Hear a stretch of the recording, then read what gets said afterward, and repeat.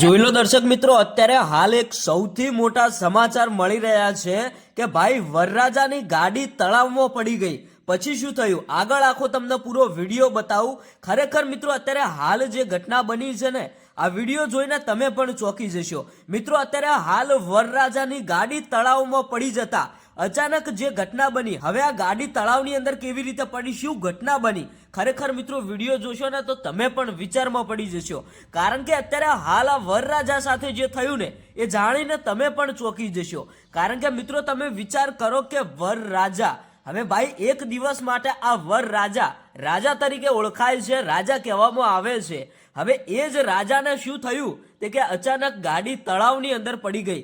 આવી ઘટનાઓ ભાઈ બહુ ઓછી બનતી હોય છે, પણ આજે જે થયું ને, આ ગાડી આગળ ભાઈ શું આવી ગયું, અચાનક ગાડી કેમ તળાવમાં પડી ગઈ. ભાઈ અત્યારે હાલ ગામના લોકો આજુબાજુ આવી ગયા. આ વરરાજાની જે દુલ્હન છે એ ભાઈ ગાડીની અંદર હતી, બૂમો પાડતી રહી. કારણ કે ભાઈ આ એવી એક ઘટના બની.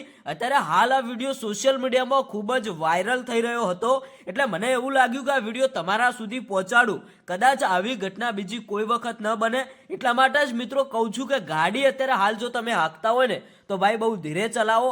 કારણ કે આજે જે આ વરરાજાની ગાડીનો અકસ્માત થઈ ગયો એના લીધે ભાઈ આ ગાડી સીધી તળાવની અંદર જઈને પડી. એ તો ભાઈ ગામના લોકો આવી ગયા, બધા લોકોએ બચાવ્યા અને તરત જ આ વરરાજા અને દુલ્હનને બહાર કાઢવામાં આવ્યા.